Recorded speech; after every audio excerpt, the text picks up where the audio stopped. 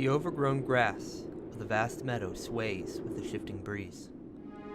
On the horizon, a dim, rose-colored light reflects off a large structure. Redwall Abbey, known not only for its massive sandstone walls, but for what it stands for: peace, healing, safety. Within this towering haven, the winds only disturb the cobwebs clinging to empty doorways and the tattered remains of what used to be wondrous and lush tapestries. As the passage of time begins to take hold, weeds grow strong and break through the cobblestone pathways.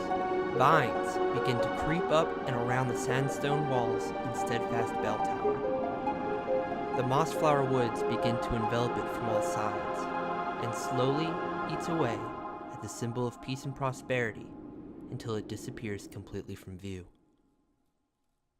Its disappearance becomes more than physical. It disappears from maps, from tomes of history, and even from memory.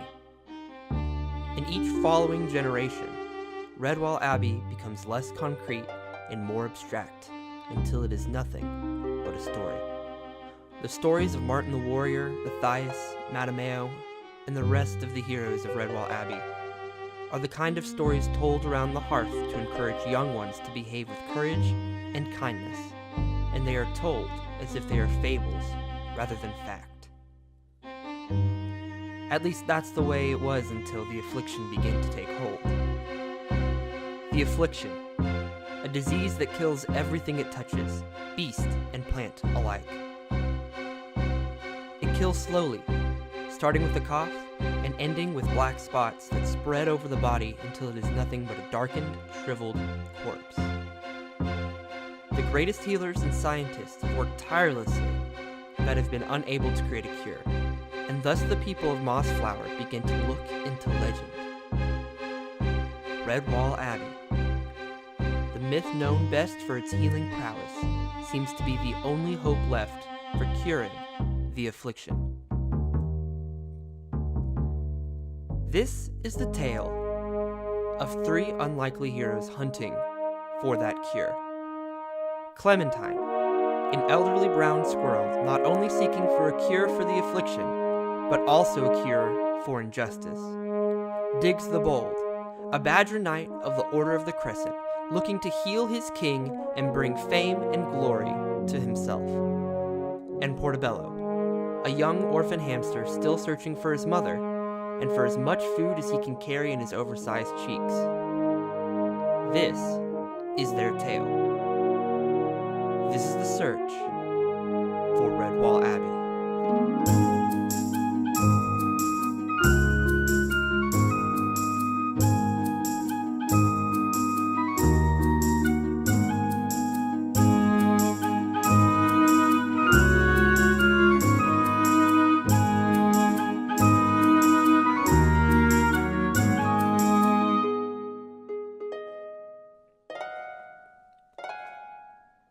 Hello, I'm Aubrey, the GM of the If You Give a Mouse a Dagger podcast. If You Give a Mouse a Dagger is an actual play podcast using the Fate core system, and it is set in the world of the Brian Jacques novel series, Redwall. If you've never listened to an actual play podcast, or have never played a tabletop role-playing game, the premise is simple. I, as the GM, or Game Master, create a world and control everyone in it except for the PCs, the player characters, that are instead controlled by our players, Tessa, Eric, and Hannah.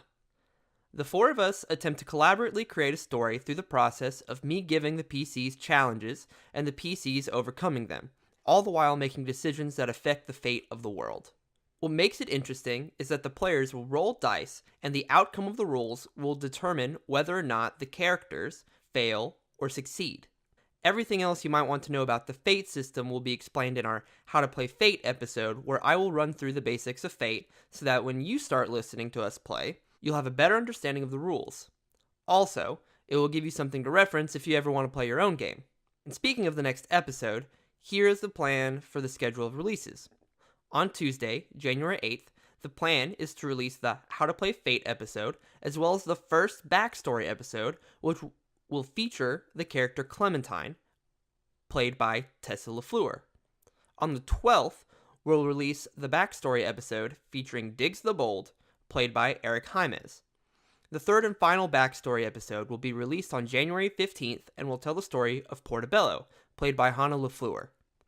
Our first full episode, with everyone playing together, will be released on January 19th, and from there, we will release episodes every other week, so that the next episode will be on February 2nd, and then on February 16th, and so on and so forth. I hope you've enjoyed this introductory episode, and I hope that you're anticipating the next episode of If You Give a Mouse a Dagger.